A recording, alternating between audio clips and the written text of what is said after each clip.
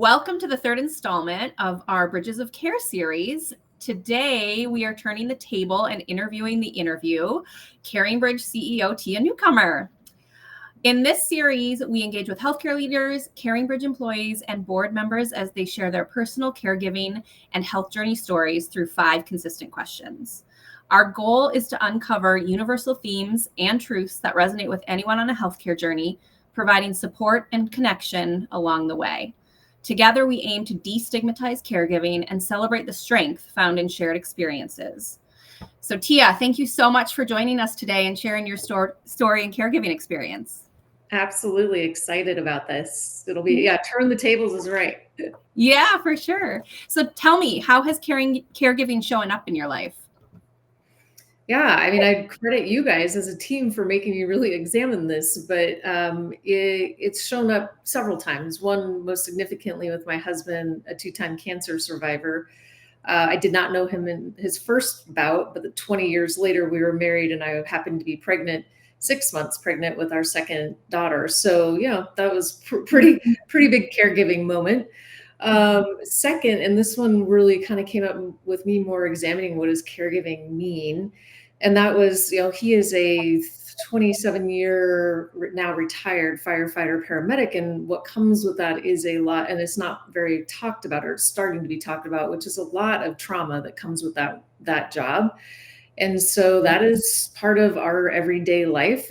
Some days are better than others. So that's also a role that I play. And then, of course, I have 2 daughters. So being a mom is a caregiver all the time. And both of them have different, I would say, mental health challenges, as we've all uncovered, I think, or it's been more prominent, I would say, and probably more talked about as after COVID. So when I look at that, I was like, wow, that sounds heavy. It doesn't feel heavy until it does. So that's your caregiving connection.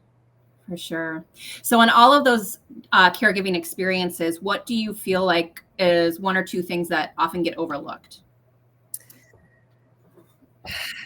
I would say help, asking for help. And I'm talking from the caregiver experience. And, I had to, and CaringBridge has really helped. What we do has helped me open my eyes wider to, like, you as a caregiver have to ask for help. And it feels really hard, and it feels really messy, and it feels really vulnerable, but you need it. And your community is absolutely waiting for you to ask. That's great. What inspired you to join CaringBridge? Oh gosh, there's so many good things. I would point out 3. Let me go with 3. So first and foremost, at the time that the job description came across my desk, our neighbor was going through her second, also 20 years apart, but a pretty significant breast cancer diagnosis. And so she was using CaringBridge, and it was magical to watch both us being neighbors, so we were more intimate with what was going on a day-to-day basis, but also get the updates on CaringBridge to kind of connect those 2 things so we could come alongside them with all kinds of different support. So when I saw the job description, I was like, this is amazing. And I know exactly what it is and how powerful it is. I did not know it was a nonprofit.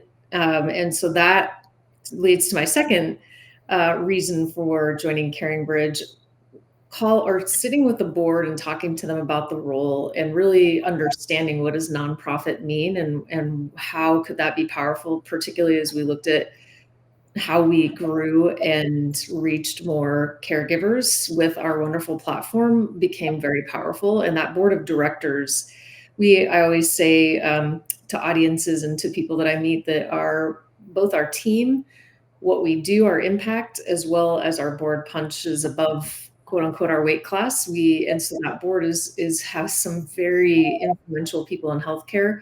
So that was very motivating for me, because I knew with that kind of guidance surrounding our organization and me as a CEO that we could do things that probably could never be done before. So that was fun.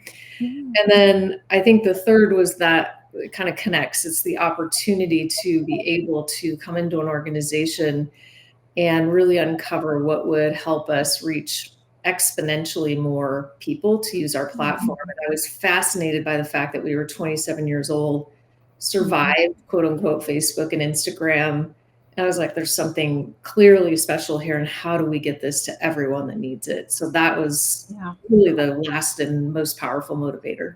Yeah, for sure. Can you share a story with us or an insight that sticks in your mind that relates to one of your caregiving experiences?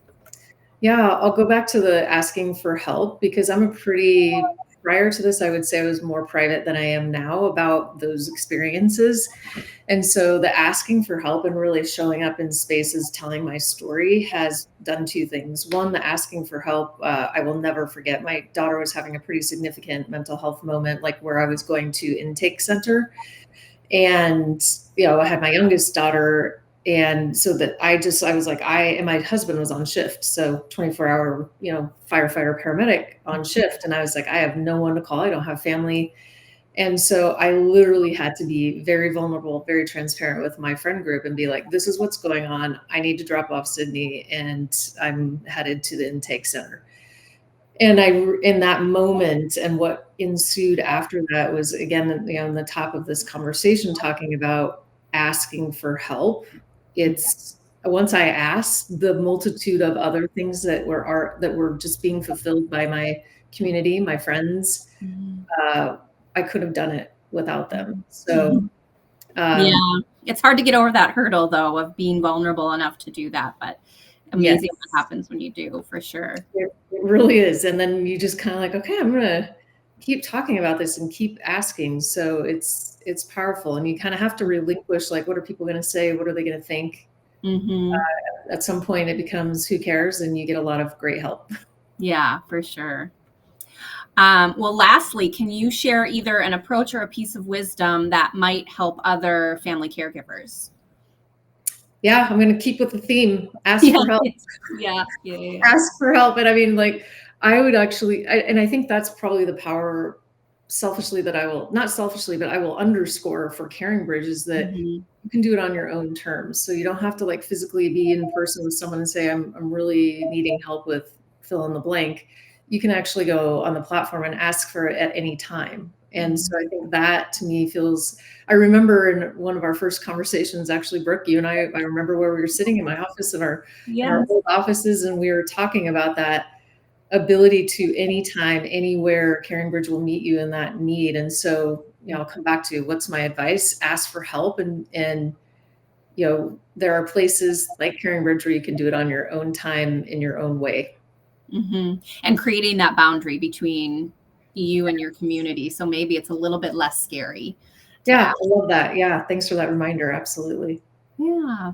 Well, thank you so much for joining us today, for answering these questions, for being vulnerable, and sharing your experience. I know that storytelling and telling our stories just helps our community. So thank you, Tia. You're welcome. Thank you, guys.